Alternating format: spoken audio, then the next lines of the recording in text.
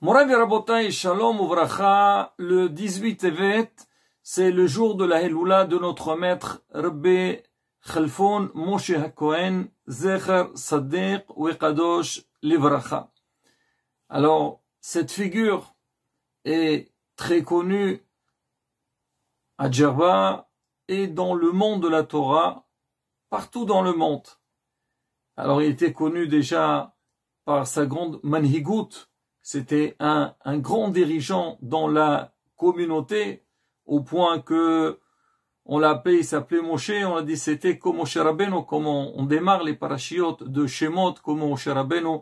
Donc, il a géré le peuple d'Israël, lui aussi, il a eu cette force, et il a réussi, il a laissé énormément de traces, que ce soit au niveau des minhagim de Djerba, jusqu'à maintenant, Baruch Hashem, on les suit, on essaye de les respecter au niveau de ses écrits et donc sa grandeur dans la Torah. Alors dans le passé, on a raconté sa biographie, quelques histoires sur sa vie. On va essayer aujourd'hui à la bataille de raconter encore beaucoup d'autres histoires. Alors maintenant, si vous voulez, donc pour ceux qui ne connaissent pas, on va laisser dans le commentaire de cette vidéo quelques vidéos dans lesquelles on raconte sa biographie. Je voudrais revenir sur une histoire qu'on a racontée dans le passé quand les nazis sont venus à Djerba et soulever un point pour voir encore à la bataille la grandeur du Rav. Alors, on sait tous que Imach Shemam, Sereshaim, ils sont venus à Djerba et ils ont touché la communauté juive et ils les ont obligés, ils leur ont dit il faut qu'ils amènent 50 kilos d'or à leur profit. Et bien sûr, sont partis voir le Rav, le manhig, le chef de la communauté, c'était le jour de Shabbat. Et le Rav, il était dans une situation très difficile. Et même malheureusement, ça lui a laissé beaucoup de problèmes de santé. Dans la suite, il y avait aussi Moreno Rav Rabbi Hawita Kohen, Zecher Sadiq Kadosh Livracha. Et le Rav, il a tourné dans la communauté, il a décrété que toute personne qui avait de l'argent, il devait les donner. C'est une grande mitzvah. Et Baruch Hashem, Hashechem Israël, tout le monde était là et tout le monde a essayé de donner. Alors, parmi les histoires qu'on raconte, alors le Rav y tournait avec un grand sac pour ramasser. Tout le monde voyait comment le Rav y tournait, comme vraiment quelqu'un qui cherche, qui demande la tzedaka. Il est entré chez une famille. Alors, c'est rapporté dans le livre Aharon Géoné Tunis. Donc, sur Moreno Rav, Rabbi Masiach Mazouz Sadiq Kadosh Livracha, lui aussi sa Iloula, c'est le 21 Tevet. Et le Rav, il arrivait avec un grand sac et il tournait d'une maison à une autre. Il entre chez une dame qui s'appelait Kanfeta Sofer Zechrona Livracha. Le Rav, il arrive, elle l'a vu, elle était effrayée, touchée, dérangée de voir le Rav dans cette situation-là. Et elle a compris c'est quoi la raison. Le bruit l'a tourné dans toute la ville. Il fallait ramasser en quelques heures. Donc cette somme d'or, c'était pas facile. Et sur le champ, elle a commencé à chercher tous les bijoux qu'elle avait. Elle les a mises donc dans le sac du Rav, avec des bénédictions que Kachem l'aide à ramasser ce qu'il a besoin. Et le Rav, il s'apprêtait à partir avec la personne qui était avec lui. Et la dame lui dit, Rav, ne partez pas, attendez, j'ai encore des bijoux. Elle sort sa bague de mariage, ce qu'elle portait, ce qu'elle avait sur elle, et les a mis dans le sac. Ah, le Rav l'a béni, et il allait partir. Rav, attendez, je me suis rappelé. Elle avait sa fille qui avait 4 ans, elle avait des boucles d'oreilles. Elle dit, Rav, attendez, j'ai encore, on va dire quelques grammes. Elle a essayé de les enlever de sa fille, et il a fait le commencer à pleurer. Une petite de 4 ans, qu'est-ce qu'elle comprend? Et pour elle, c'est sûr, c'était quelque chose de très précieux. Et la mère a dit, ma fille, bon, elle a pris les boucles d'oreilles et les a mis dans le sac. Le Rav, il était tellement touché par le geste de cette dame. Il lui a dit, madame, Yehiratson, que ce soit la volonté d'Hachem, je te bénis, que tu auras une longue vie par le geste et le courage que tu as eu.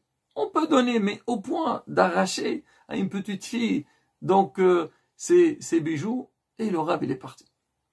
Il est parti, on connaît la suite de l'histoire, et il a pu ramasser ce qu'il a pu, Et quand les Allemands ils sont partis, il manquait quelques kilos, le Rav il les a maudits, il leur a dit à Rasson qu'ils partent sans revenir.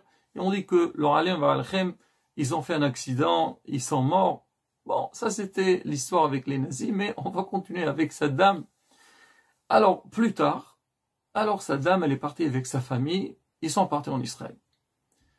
28 ans plus tard, elle est tombée malade, et vraiment, elle était dans un état très très délicat. Ils l'ont emmenée à l'hôpital, à Beersheba. Alors les médecins, ils ont dit il faut lui faire une opération, parce que son état de santé, disons, elle est dans une situation dramatique, critique. La dame, elle a eu très peur. Elle a dit non, moi j'ai pas envie de faire cette opération, c'est dangereux, j'ai peur. Les médecins ont dit madame, vous voulez pas être opérée, il faut signer, comme quoi, c'est vous qui voulez pas. Elle a signé. Elle rentre chez elle à la maison, le soir elle dort, elle voit qui? Elle voit la femme de Moreno Harab, Zechrona, Libracha. Elle lui a dit ma fille, qu'est-ce que tu as? Pourquoi tu as peur?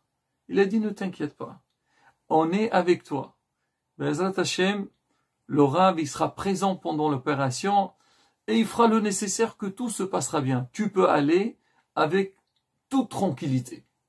Elle se réveille le matin, toute contente par cette bonne nouvelle. Elle dit à son mari, écoute, elle est prête de faire l'opération, elle part, on l'opère, même les médecins, ils étaient étonnés de la grande réussite de cette opération-là. Et Baruch Hashem, elle est rentrée chez elle, sain et sauve. Et là, on raconte sur cette femme-là que chaque fois qu'elle avait un problème de santé et la famille s'angoissait pour elle, elle leur disait « Ne vous inquiétez pas.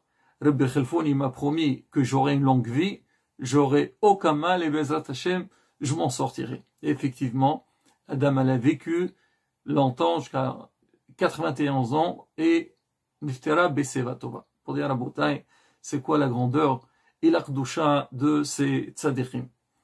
Alors, les gens de Djerba, surtout Zirknei Haïda, peut-être des gens aujourd'hui aussi, ils savaient qu'il y avait une grande ségoula, c'est que le sable sur lequel il est passé le Rav, il a marché le Rav, il y a une grande ségoula, celui qui l'attrape, il le garde sur lui et guérit. On raconte une histoire, il y avait un jeune qui avait donc une grande rage dedans, il n'était pas bien, il est parti voir beaucoup de médecins, ils n'ont pas trouvé de remède. Et on lui a dit, écoute, vas-y, essaye de, quand tu vois Rabbi Khalfoun passer, alors prends le sable sur lequel il a dressé et garde-le, tu verras.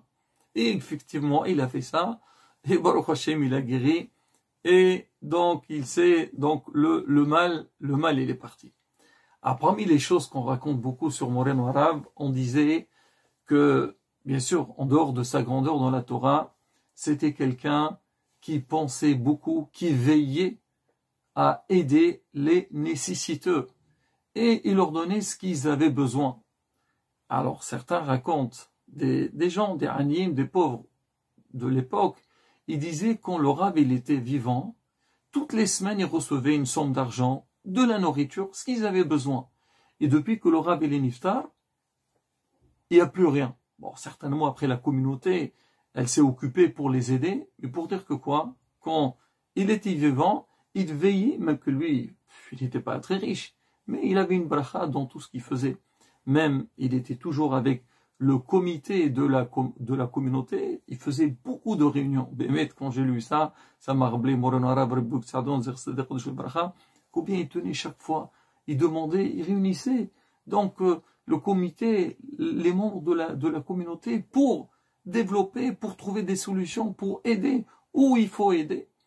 Alors, il avait proposé à l'époque, Moreno Harab, Bechfon, Schrono Bracha, il a vu des gens qui étaient pauvres, ils n'avaient pas les moyens. Il a dit pourquoi on n'ouvre pas qu'un genre un centre dans lequel on va former ces gens-là qui ne travaillent pas, on leur apprend un métier, et une fois qu'ils aient le métier en main, ils commencent à travailler, et après, les frais qu'on a mis pour eux, et ils nous les remboursent. C'était une idée géniale, c'est ce qu'on fait aujourd'hui, ce qu'on appelle des centres ou des écoles de formation. Le Rav, il avait cette idée-là, mais a priori, c'est une idée qui n'a pas abouti, mais qu'est-ce qu'il faisait? On dit que le mois de Sivan, quand c'était la saison de la moisson, alors le Rav, il venait au comité donc de la ville, il leur donnait une grande somme d'argent. Il leur dit, écoutez, allez-y, achetez du blé et de l'orge. Maintenant, ça se vend pas cher. Et attendez que le prix monte, essayez de les vendre, et avec tous les bénéfices, on les donnera aux Haniyim. Donc, comment Rabotai, cette force, ces Rabbanim-là, ils avaient la tête, donc ils pensaient aux besoins de chacun. Et ça, c'est ce qu'on appelle un vrai manhig. Celui qui est dans le besoin, on essaie de lui fournir ce qu'il a besoin.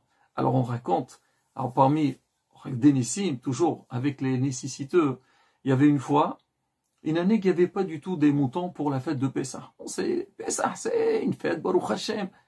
Et tout le monde était inquiet. Quoi? Cette année qu'on va faire la fête de Pessah sans les moutons, c'est le minhag.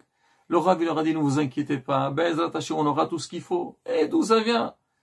Et on dit que le 13 Nissan, 2 jours avant Pessah, il y a 2 bergers qui sont arrivés avec un troupeau, mais vraiment inimaginable. Ils sont venus pour vendre. Et ils ont vendu à toute la communauté à un prix qui n'était pas très cher du tout. Et cette année-là, c'était des moutons qui étaient de très bonne qualité et tout le monde a profité. Donc c'était le sroud de qui? C'est le sroud de Moreno Harab. Alors on raconte aussi, on sait que ces rabbanim, toujours le rab, qu'on lui parlait de Kabbalah, il dit moi la Kabbale c'est pas pour moi. Moi c'est la Lacha, la Gemara, mais la Kabbale c'est pas pour moi. Il dit pour entrer dans ça, il faut vraiment avoir un niveau, c'est-à-dire être au niveau pour pouvoir étudier ça. Il disait sur lui, il connaissait rien du tout. On raconte, il avait une petite fille, que elle, la pauvre, alors à chaque fois, chaque grossesse, elle a eu beaucoup de difficultés. Soit l'accouchement, il était très difficile pour elle, ou l'oraleno, des fois, elle perdait l'enfant. Et elle allait chez le Rav, dira, bénis-moi pour que, Bezat Hashem, je passe des grossesses faciles, sans souffrance. Et le Rav lui dit, ma fille, elle ne demandait pas que la bracha. Elle dit, fais-moi un kameya. C'est quoi un kameya? On écrit quelque chose, alpi Kabbalah, et on le porte sur soi, c'est une protection. Le Rav lui a dit, ma petite fille, moi je n'écris pas, c'est pas mon domaine. Tu veux une bracha, je te fais. Moi je suis un Kohen, je te fais une bracha. Et un jour, elle a tenu bon, elle a dit, Pépé, fais quelque chose pour moi, tu vois combien je souffre, je suis pas bien. Le Rav, il n'avait pas le choix, il dit, d'accord ma fille. Il a pris un papier, il a écrit ce qu'elle a écrit dedans, il a enroulé, il a dit, tiens, garde ça sur toi. Et depuis, Baruch Hashem, toutes les grossesses se passaient très très bien. Le bruit, il a tourné dans la communauté, et chaque fois qu'il y avait une femme qui avait ce genre de problème, on lui donnait donc ce petit papier, elle le mettait sur elle, et Baruch Hashem, donc tout se passait très bien. Et même on dit que même des gens qui étaient malades, ils portaient donc ce Kamiya-là, et Baruch Hashem, c'était une protection extraordinaire, sans aucun problème. On dit, alors plus tard, alors quand le Rabbi est niftar, ils ont essayé de voir ce qui est marqué dans ce Kamiya-là. Et bien cette histoire, je me rappelle, Mourad Bougit Sadon, il me l'avait raconté, et je l'ai lu dans le livre aussi de Rabbi Khalfoun.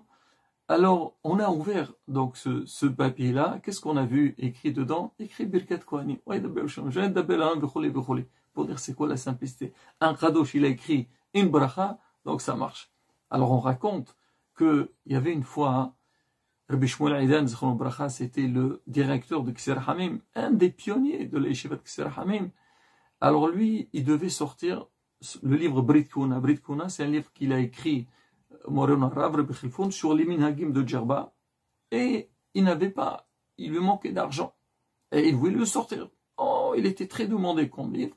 On lui dit, tu sais, va à Haïfa, il y a là-bas un monsieur, lui, tout ce que tu demandes pour Rabbi Khalfoun, il est prêt à le faire. Il a les moyens, Baruch Hashem.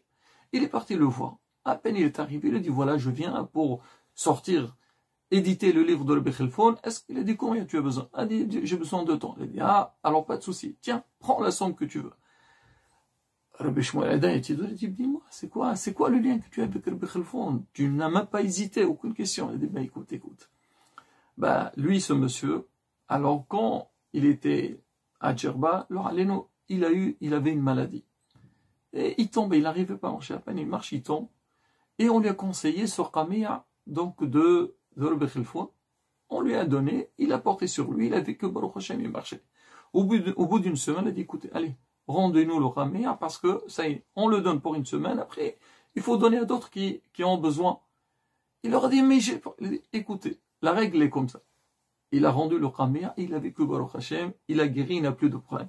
Il a dit, tu comprends maintenant pourquoi je donne tout ce que j'ai pour Rabbi Khalfoun, je lui dois tout, Baruch Hashem, avec son petit Khamia. Pour dire un peu, on dit que ce Khamia, on ne sait pas où il est. Malheureusement, parce que sinon, il aurait servi à beaucoup d'autres personnes. Parmi les histoires aussi qu'on raconte, jusqu'à maintenant, on savait à Netivot, il y a Rabbi Ashir Haddad, il a une synagogue là-bas, au nom de Rabbi Khalfoun.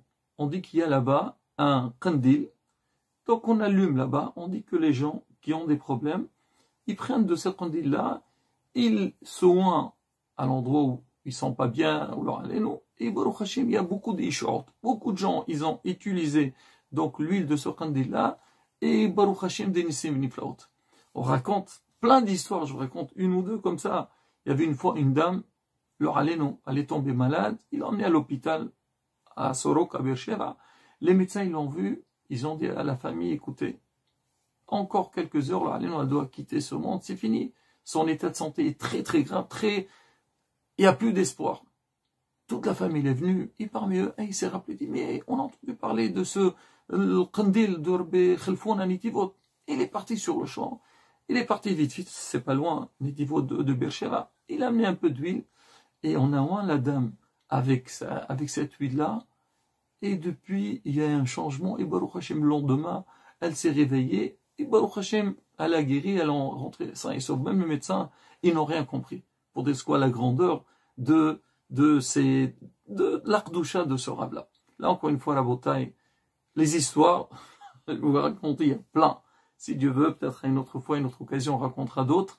Mais déjà pour voir un petit peu comment Sekdouché Elion, ils avaient, là, il lui dit, et les Banistarot, seulement il était connecté avec la Torah. Quelqu'un qui est connecté avec la Torah, alors Bazat Shemiatou, on disait sur lui, c'était Bessédr, c'était le juge à Djerba. Il a formé beaucoup d'élèves. Donc c'est un homme de Emet. Et Baruch Hashem, donc Zacha, l'image Zacha, et la communauté surtout, elle a mérité donc tout ce qu'il a pu produire chez elle. Rabotai, le message est pour nous. Aujourd'hui, qu'on a mérité d'être Tzadikim. C'est vrai, on n'a pas vécu à leur période, mais quoi qu'il arrive, aller dans leur chemin, être mithazir par les histoires qu'on entend sur eux, par l'Akdoucha, lire dans leurs écrits et s'inspirer de Bezat Hashem. On dit quand on lit dans leurs sfarim, eux aussi, ils sont mélotsur sur le Ba'adim. Donc le 18 Tevet, on allume une bougie, là, Elon Nishmato Bezat Hashem, qui lui priera pour nous, pour qu'on aura toutes les choses. Celui qui veut le pèleriner, il est en Israël, dans Haram Nohot, juste à côté de notre maître Rabbi Ugutzadon. Srotan Tagan Aleno, Amen, Kein Yeherason.